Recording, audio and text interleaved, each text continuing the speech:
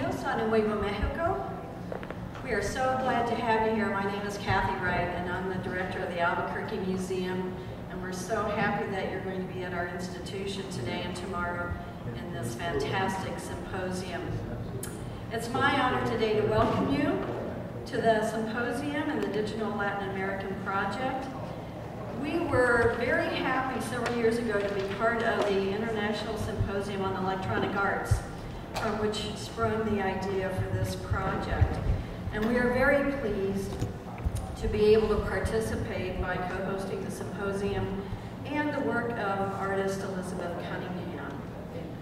You know, Albuquerque has long been a crossroads between the North and the South, the East and the West, for people, for goods, and for ideas. So it's an appropriate place to celebrate Latin American digital art. And Albuquerque's unusual. It's an unusual place in that it has a community where we feel there are few boundaries and that we can be innovative and do anything. The leadership provided by 516 Arts and the collaboration of many, many institutions in New Mexico and many, many people. Through that, we have managed to become more connected to the world and to bring the world here to inspire and inform others. I just want to also thank our curator, Andrew Connors, who's sitting over here, for his work on behalf of the museum and helping to put this together. And I know it's a labor of love for him. He spends many hours here doing it. We hope that during your time here, you'll feel free to wander around the museum and the galleries. No problem with admission fees today for you guys. So welcome. We hope that you enjoy your time here. And I want to thank also 516 Arts, their staff and their board, for always being innovators and initiators in our community for these projects and involving everybody. And it's a great pleasure to always work with them and have such great projects. So I hope you enjoy your time here. And welcome to Albuquerque.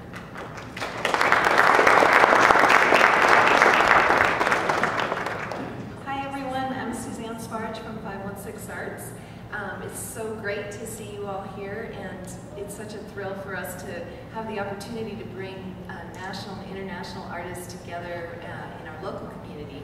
I really have to thank Andrea Poli, who's a new media artist and professor at the University of New Mexico, because she really set us on this path of launching us into the world of international new media art when we worked with her on the Isaiah 2012 project. So it's really opened up a world to us and been fascinating, incredible learning experience, and great to connect our local community with the rest of the world. Good morning, everyone. Thanks for being here. The reason I have served on 516 Arts Board is because my good friend Norrie Kadishman forced me into it.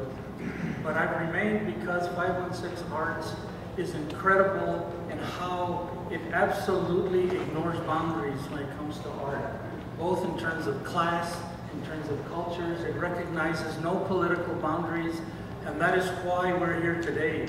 Why? Because we know and understand that we're an integral part here in New Mexico of this beautiful hemisphere called the Western Hemisphere, Las Americas.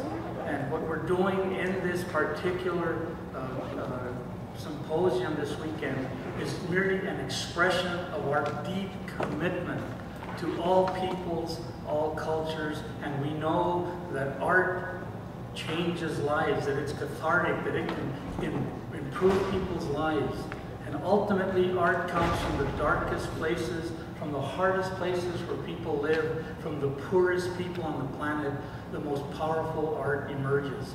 And that's what we celebrate at 516 Arts. And I hope that you'll see in this symposium that that's in fact what we are about.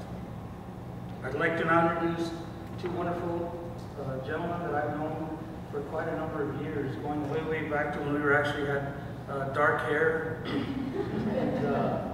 And we're actually pretty young guys at one time. So we go back many, many years, and it's a pleasure for me to be here. Let me introduce them and this symposium as soon as I unlock my computer here. So today we're going to look at indigenous pop. The idea that people anywhere in the world, whether it be China or Peru or Barelas or Clayton, can actually share with us their vision of art, their view, their worldview, and how they can help us rethink our own place in the world, regardless of where it is we live. So our opening session is called Indigenous Pop, Music and the Digital Presence of Sisa Toaquiza, Flor de los Andes. The internet and digital media have made music from different artists and cultures much more attainable over the last 10, 15 years. In this presentation, UNM professors Miguel Gandert and Enrique Lamadrid present the music and digital media of Sisa Toaquiza Tiqua from the Ecuadorian Highlands and examine how the digital age has affected her music, her marketing, and her presentation while maintaining a fidelity to the narrative and politics of her native culture. Miguel has been photographing the social rituals, people, and landscapes of his native New Mexico, and now Mexico and Latin America for over 25 years. His photographs have been exhibited widely in museums and galleries throughout the world, including the Whitney Museum of American Art and the Smithsonian Institution's National Museum of American History. Miguel is a professor in the Department of Communication and Journalism at the University of New Mexico. Welcome, Miguel. And Enrique Lamadrid is a professor of Spanish at the University of New Mexico, and his teaching and research interests include Southwest Hispanic and Latin American folklore and folk music, Chicano literature and literary recovery projects. He is active in international education and is co-founder and director of UNM's Conexiones program. Lamadrid has served as a field worker and presenter for the Smithsonian Institution's Festivals of American Folklife and has done extensive work for the Museum of New Mexico and National Hispanic Cultural Center.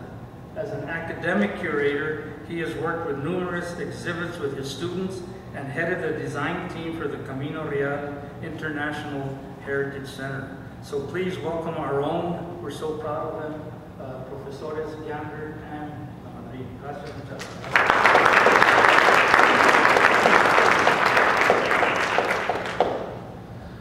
You know, coming to bringing this two things that I really are cool about this. This is probably the first presentation in 20 years that I've done that I'm not showing one photograph of me.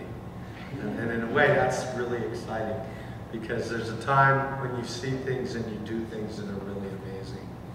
And to just sort of get to where we got to, last year during UNM spring break, Enrique and I, with the support of the Latin American Iberian Institute, the Interdisciplinary Film and Digital Media Program and the Spanish Department, went to Ecuador to develop a pilot project on field research, and it was called the Environment, Sustainability, and Social Justice.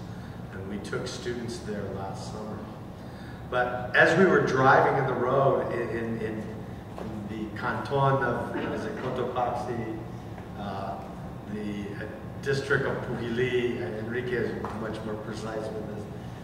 We were driving at about 12,000 feet above sea level through the Andes, and it was really great. We just see this big block building sitting there. This art gallery, and it's open. And so we stop. And we go in, and there's some amazing paintings. And this is the landscape that we're at. So it's Provincia de Cotopaxi, Canton de Pujili, Comunidad de Tiqua, and it's an Ecuadorian indigenous community. And so we go into this art gallery, and it's funny because sometimes things go back and forth, and we'll show you some. You know, I bought a painting from this community over 30 years ago. And so suddenly life comes full circle. And so we begin, and we go into this art gallery. I buy a painting, we talk with the people, they're great. And as we're leaving, we get handed a CD, and that's how we meet Sisa. Yeah, if you've been to Ecuador at all, you've seen, if you've landed in Quito, you've seen Cotopaxi. It's about the same size as Fujiyama in Japan. And it's a little, we'll take you a little south of Quito to the town of Latacunga, and Tiqua is in the mountains west of Latacunga. And back in the day, when I first went to Ecuador in '69 with the Centro Andino as an English major at UNM with Sabino Libarri, to get from Latacunga to Tiqua could have been as much as 8 or 10 hours on a bus over cobblestone roads. And back then there was one paved highway in the country, the Panamericana, and now it's just amazing. There's so many new highways. You could drive a lowrider all around the country and never touch ground. Anyway, it's so all that wealth that's been going out for so many centuries is actually, some of it is actually staying there and going into things like infrastructure and education and health. So here we are at Tiqua, this vertical landscape, this landscape which used to be totally owned by haciendados. These are haciendas. The people that live in these places were like serfs not that long ago. The first time I went to Ecuador, they were the poorest of the poor. It was incredible. They started doing this painting tradition, which many of you have seen. This is the idealized landscape. Chacra means farm. So this is kind of the way they see themselves up in this area. You can see the potato fields, the llamas. There's Cotopaxi across the way, and this style of painting is known internationally. So Sisa Toaquiza in this family grew up as a little girl actually painting these things with her father. This is the painting that Miguel bought 30 years ago when his father and family were in Ecuador. And it's their big fiesta, which is coming right up, Corpus Christi. And so what we're gonna go some of this material. People are so proud of their fiestas, and now that Ecuador has access to dollars, not that long ago, 1 in every 10 Ecuadoriano was in the U.S. They all went to New York City to work the dangerous construction jobs, and they all made a bunch of money. There's now a 3rd generation of Ecuadorian-born Ecuadorian Americans. They call them Yonis. They call the United States La Yoni, and people who live here like Ecuayonis or Cholo boys and girls. And Cholo is of course the Andean word for mestizo, and it's also an ethnic group in southern Ecuador. If things are anywhere near normal in Mexico, this presentation would be on Mexico, but since our favorite place is to work there, the Camino Real corridor up north in the state of Michoacan in central Mexico, since they're war zones, essentially, UNM doesn't let us take undergrads there until it calms down. So we've been working in Nicaragua and Ecuador where this comes from. But if you're doing field work, one of the best tools around is YouTube. You can get on YouTube and people with the little phones and stuff are constantly posting and say, here's Corpus Christi from 2010, here's Corpus Christi from 2011, 2012. It's a big deal. And so what does Sisa do? She gets into the mix right along the same lines. Last month I think was her 22nd birthday, but here's a little sampling of how she builds on the traditions that are all around her, including the musical traditions, the fiesta music, the pasacalles, the albazos, all of that dance music from fiesta. She puts it behind a beat and it sounds like this. Música milenaria, llamado el yunga o yumbán. Fiestas de nuestros hombres sabios que hoy reivindicamos para el Ecuador y el mundo entero. Tu amiga Sisa Toaquiza.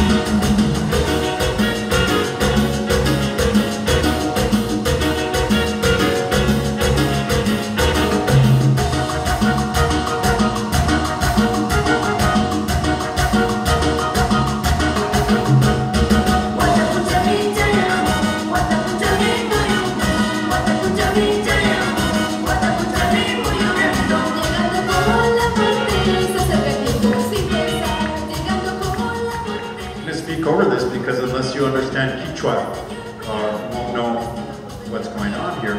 We have an idea. It's fiesta time. People in New York, the Ecuadorianos in New York, can watch the latest fiestas from back home and save up and actually go back out and participate. So here's the old imperial language of the Andes, Quechua or Quechua as they speak it in Ecuador, and here it is. You used to have to travel many, many dusty hours to see anything like this, and here it is at our fingertips. It takes some, you have to figure out what it is and where it comes from, but that's why we're here to help you out. One of the things you noticed at the very beginning, this is also how she books gigs. We got her Hotmail account, we got her phone number, we got her website. I mean, it's very, very sophisticated, you know, where she is, and she's out there. In fact, one of the ironies is yesterday, and Enrique and I were finalizing the kind of details on this, and we decided there was a question that we needed answered, and Enrique will tell you about it in a minute. But we took the number off here, we Skype called her, and she answered on her cell phone in the town of La Tacunga. On the second ring. On the second ring. And so we were like able to talk directly to her and get, you know, all of our final research done in first person, which is the best if you're an ethnographer. The stories are great, but first person is the way it's really at. So we aren't theorizing any of this yet. This is pure anecdotal venture, you know, a serendipity, just finding these things. The students will get to meet her. She's giving a concert in Cañar, down near Cuenca, the day after Inti Raymi, the big solstice festival. So this is a painting that Miguel got from the little Galeria. You can see Ingapirca. It's kind of Machu Picchu north in the background, and this is the famous Indigenous uprising, which began in the late 80s, the early 90s, and what started in the street ended up with state-level power and influence, and a new constitution, and just an amazing set of events.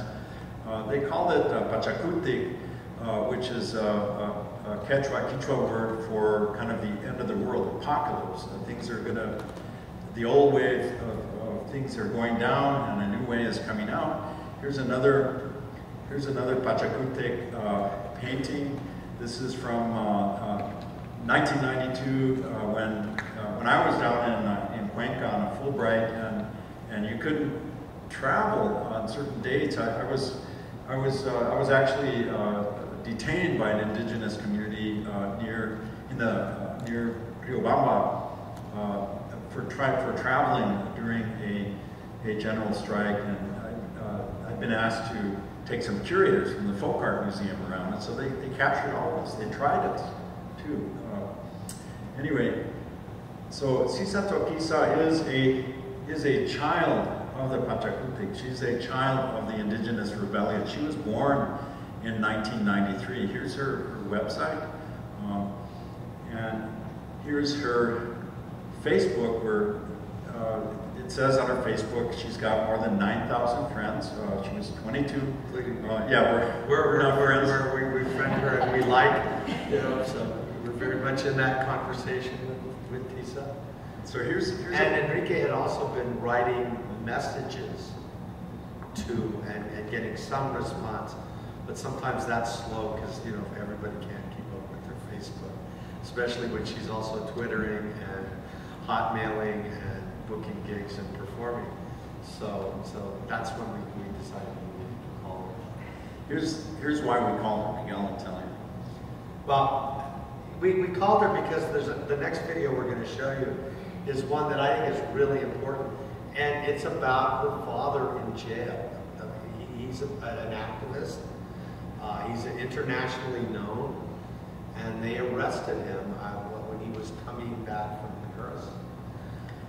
So he's traveled. In fact, when we were at the gallery, both Sisa and her father Alfredo were in the United States performing. They performed to thousands of people in places like New York or in Spain, and places where there are large migrant Ecuadorian populations. So we knew that he was in Garcia Moreno prison. We know this from the story that's in the narrative of the video. And we know that she was 3, but as a good indigenous oral historian, she's going to tell us the story. And so we can just watch the story about her death. And the story has a great ending because this community ended up with control of its communal lands for the first time in 500 years. And it was always owned by Hacienda folks who lived in Quito and somewhere else. They always had overseers and worked them like slaves, and now they're in control of their own stuff. So this is part of that struggle. And here's Sisa, who was 3 years old, and again, she's kind of playing. She's looking back at this history. Whoops.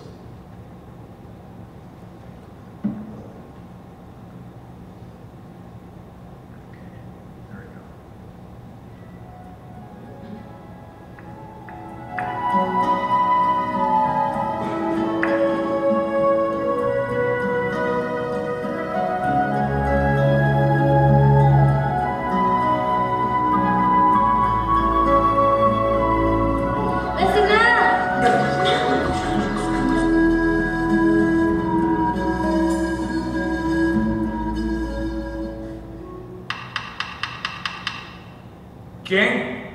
Soy Sisa Toaquiza. Por favor, quiero visitar a mi padre. Está detenido aquí en el penal García Moreno. Está bien, un momento.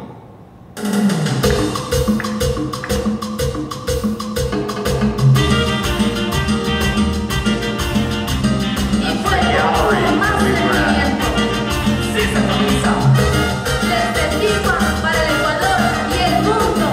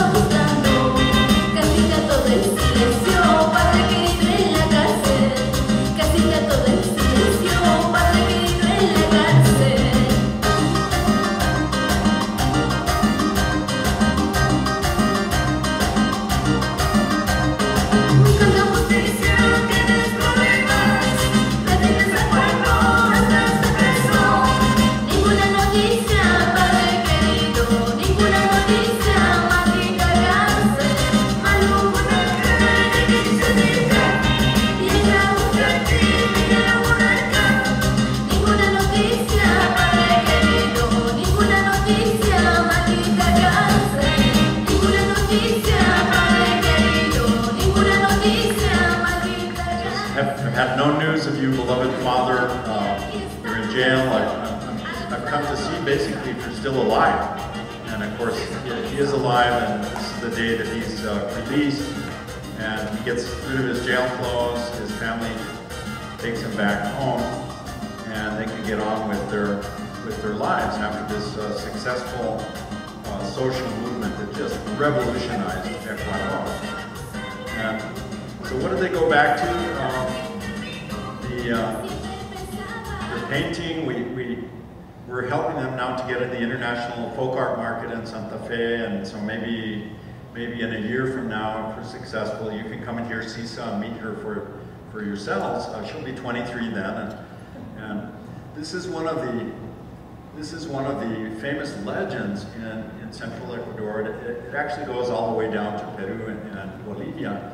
If you bought one of these little paintings, chances are this was it.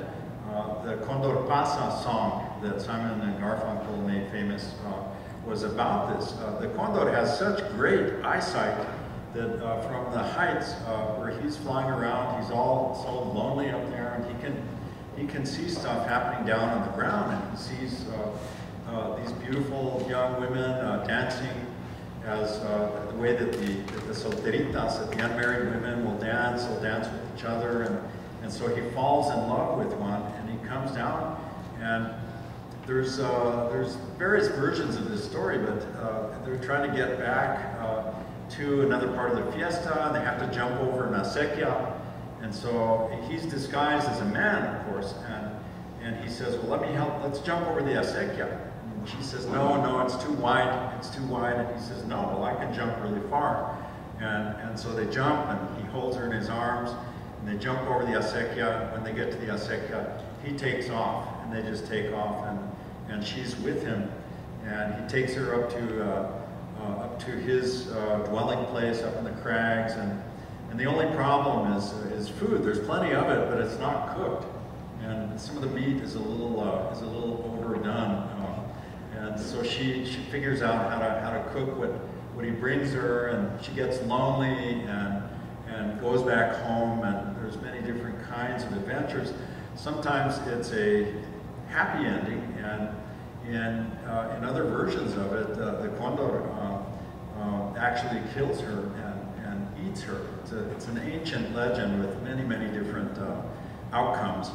But sure enough, she makes a music video of El Condor enamorado, and there's fiestas where these dancers will actually come out, so they're part of the. And it's not only dancers. Actually, this is such a regional. The Condor is so powerful that in their communities in both Bolivia and Peru, where like going to Zuni. I don't know how many of you've ever seen the aviary at Zuni, where they have a number of eagles that they keep for ritual. It's actually this incredible apartment building, essentially, for the eagles that are treated so well.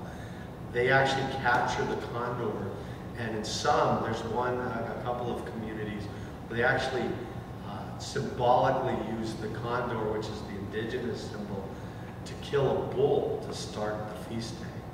And they'll literally, if you've ever seen an Andean condor, it's like 5 feet 2 inches tall. I mean, it's like a person. And they tie the condor to the bull's back. And in the ritual, the feast doesn't start until literally the condor pecks at the spine of the bull until it dies. So the condor is a hugely symbolic animal, much more than just legend. It's the bird. It's like our eagle, like bald eagle. And so when you see the condor in ritual, it's really key to that indigenous part of the people. So ready?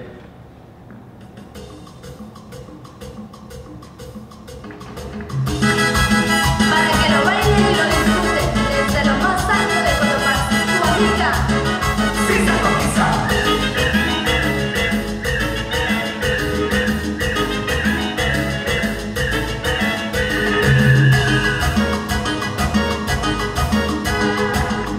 So she's playing the part of the young woman who's taken away, of course.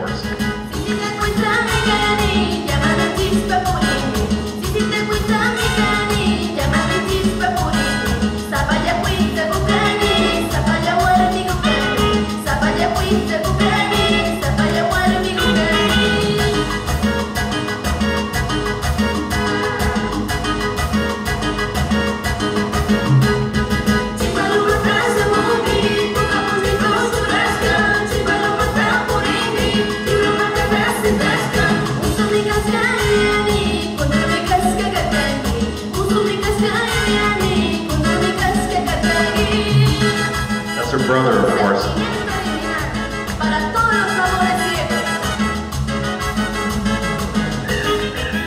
She dedicates it to all the people who are enjoying blind love, amores ciegos.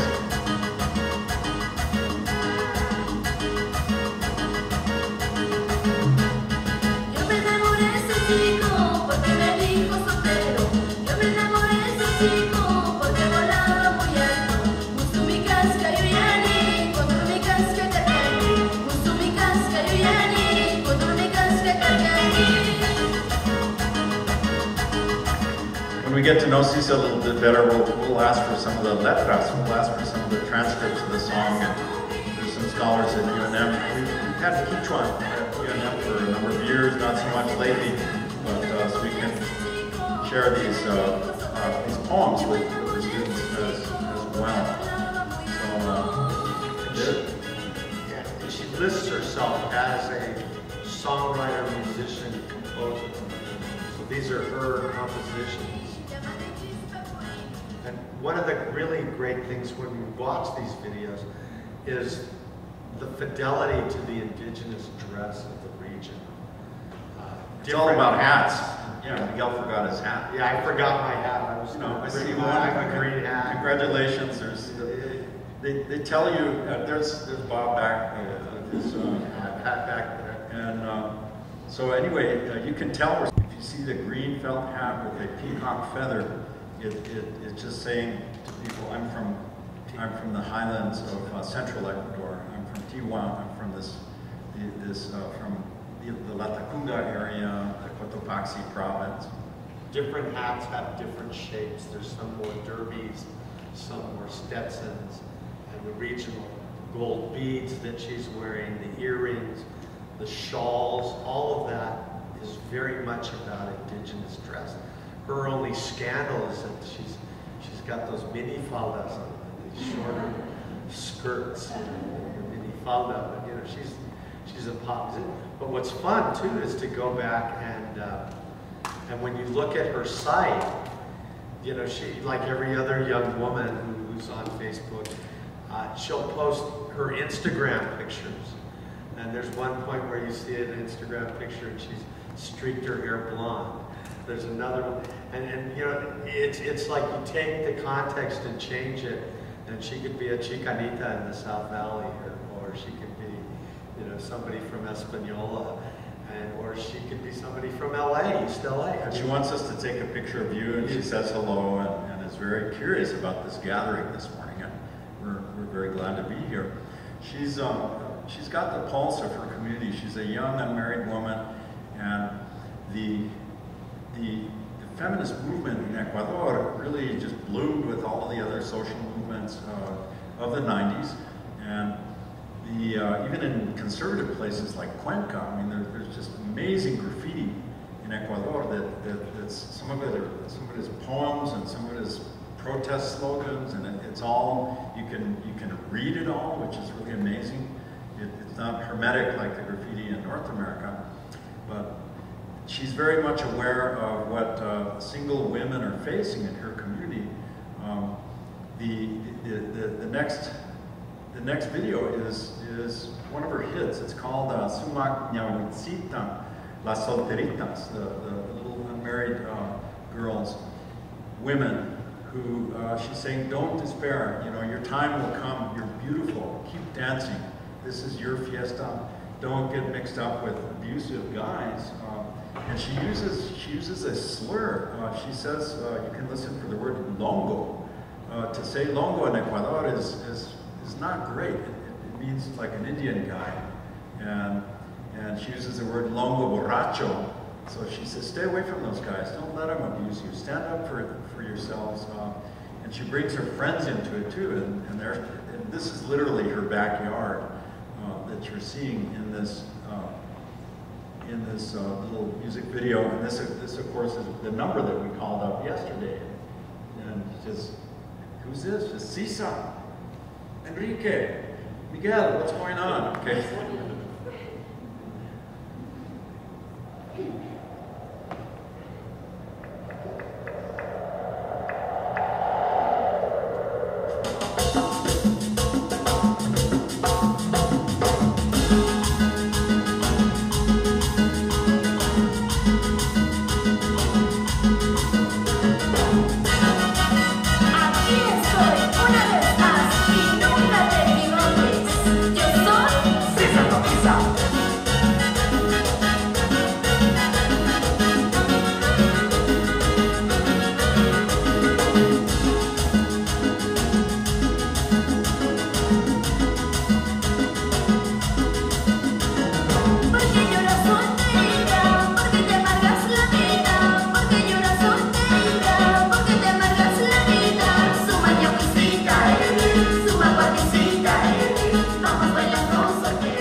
why are you crying? How come your life is so sad? You're so beautiful. You have a life ahead of you. Keep dancing.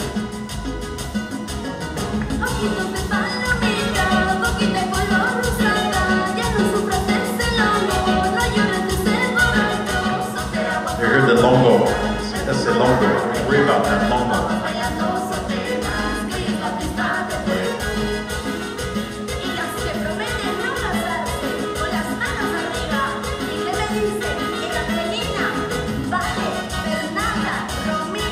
Those are all our friends down in Paraguay, New York, all the places where she's performed. So you can, of course, see all these on YouTube. We don't need to watch them all here, but hopefully you will bring them up. Just imagine all of the young people like Sisa all over the world that are doing things like this. That's what this conference addresses. How is digital art given back to a global community? This would have been unheard of in the 1970s and the 1980s. People would have, the response of everyday Ecuadorians would have been just, they would be incredulous that this would be possible. And some of our friends in Cuenca are saying, what, you're going to see, you want your students to go to a concert of Sisa Toaquiza? Well, we've heard of her, but why would you want to go see her? And we have our reasons. This is our last little clip that we took down. She's got something like 50 on YouTube, and we'll end here and ask for questions for you. This is the one about Layoni. Yeah. The other thing I just want to bring up is part of the beauty of digital technology is to make these videos, which are really very sophisticated. They're very sophisticated because she's watching what's happening here. She's watching what's happening in Europe. That connection is a two-way connection. And the way technology has changed is, you know, I can make movies with my point and shoot. My iPhone shoots HD video. That all is available to them. You know, for $3, I think I got a tripod holder for my iPod. You know, so it's amazing. We're teaching a class at UNM next fall in the interdisciplinary film and digital media program, which is complete reporting from recording, dissemination, publication using iPads, because that's the future and the future's now. You know, the fact that we can get Sisa on the phone. I remember when I was growing up, I was young and living in Ecuador. If you wanted to talk to somebody in the US, you needed to find somebody at a shortwave radio, and you would have to call, and they would do a phone patch, and you would be doing a phone patch on either end. Schedules had to be made. It was impossible without email. The technology in that communication level is huge. And so I think part of the challenge in engaging this work is the fact that they're not, she's always singing at the beginning in the introduction about, she's talking to the world, and she knows that. And she realizes the strength and potential. So she's actually beginning to speak a very sophisticated visual language integrated with her traditions and her culture. So, you know, go friend her. I mean, I really just friend her. Go look at her Instagrams. Go see what she's doing. Go see these manifestations of this young artist that I think are going to be extraordinary over the years. This young woman is driven, you know, and from Tiqua and being, as Enrique said, a child of that revolution. Ecuador is an amazing place. It's you know, they have other kind of philosophical things that are happening there. Ecuador is saying now, for example, that if in the United States corporations are people, in their constitution, the Pachamama is people. Pachamama is the indigenous earth mother. So there's all these really great things, and we can learn, I think, you know, quite a lot about evolving culture. ethnographers should be reading these. Lots of people. This deserves a great deal more scholarship than we've given it. But I think this was a great opportunity in an excellent forum to say, this stuff is really out there and it's important, and we need to be looking out there to get through the digital noise to see really vital artists like Sisa. So here's a little clip for you. The key scene is her boyfriend or her husband taking off. They can't make it anymore. I'm going to New York City. I'm gonna work construction. You see, I'll be back next year with tons of money. The fiesta will be better than it's ever been.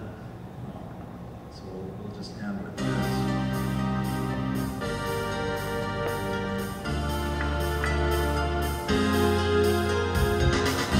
Para el Ecuador, el mundo entero te canta con amor.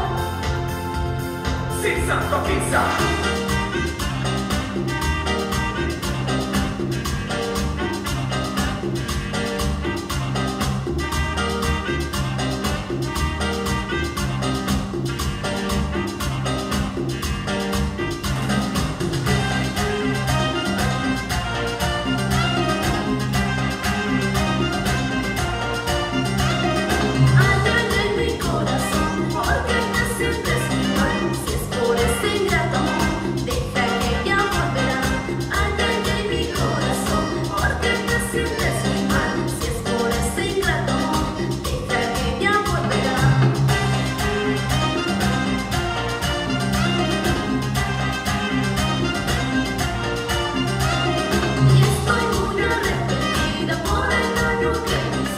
They're eating guinea pigs in that scene.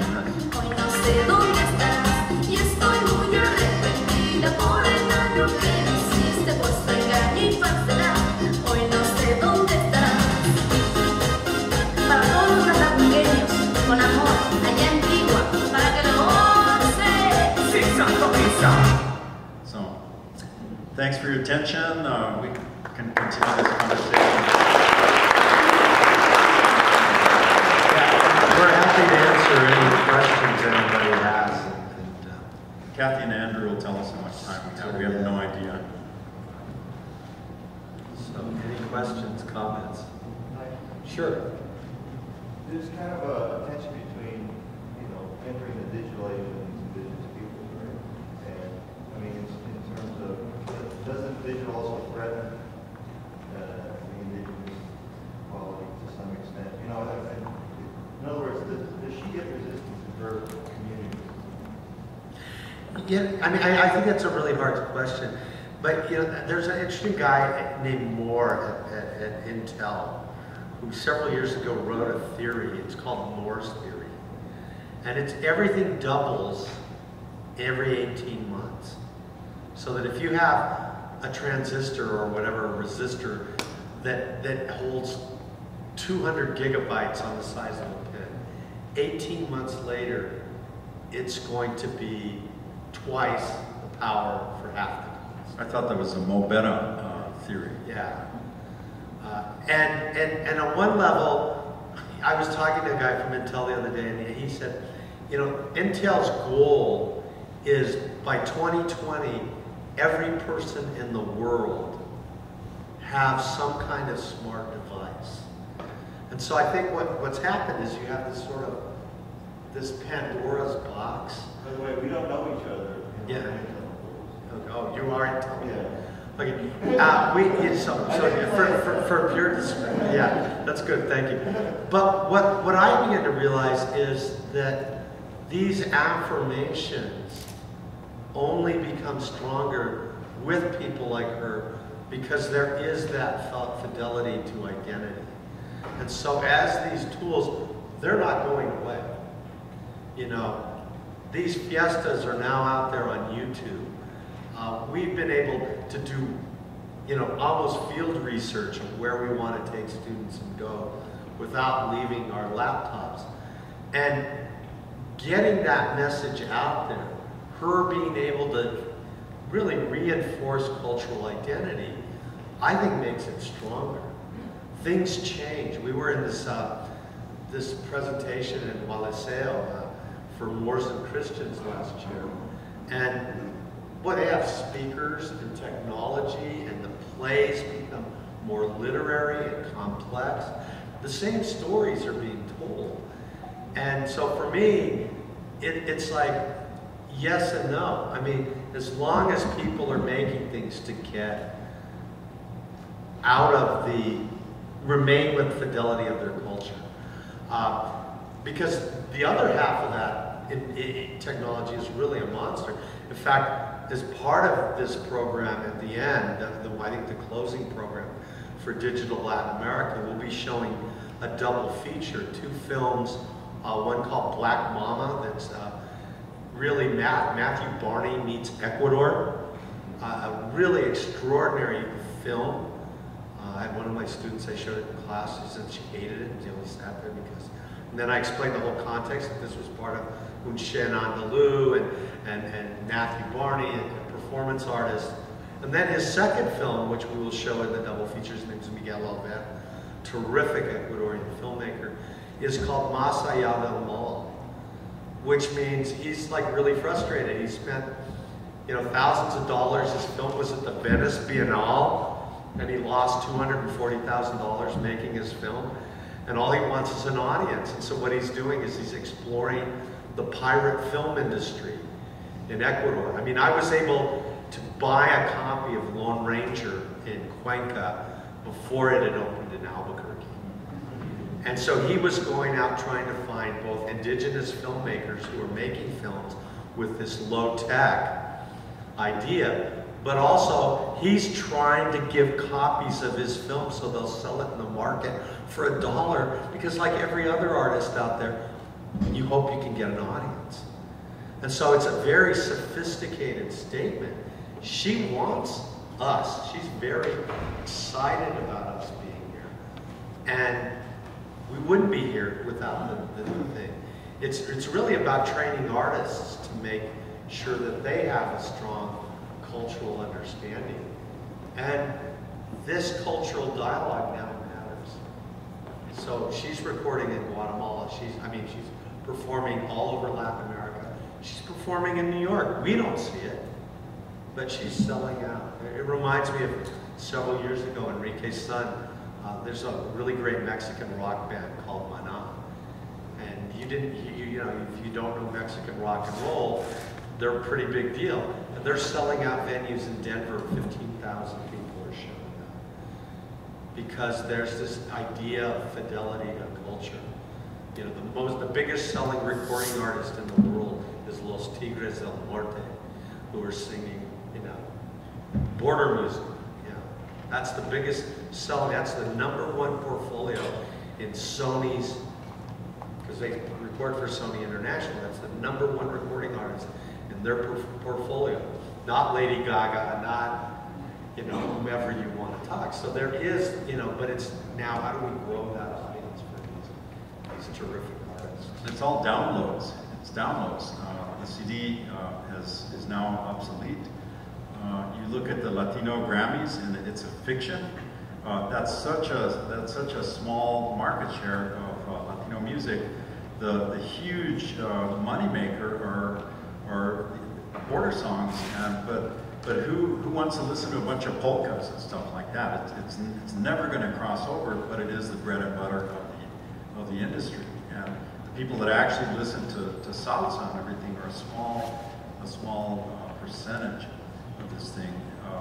This business of every immigrant crossing the desert has got their phone, and everything they have, all of their connections, all of their nostalgia, everything is in that phone. If you find their phone out in the desert, it's going to be full of those downloads. Other questions? I think we're right. It's 11:01. Boy, we made it. Thank you so much, everyone. Thank you, Andrew. Go online and find her, friend her.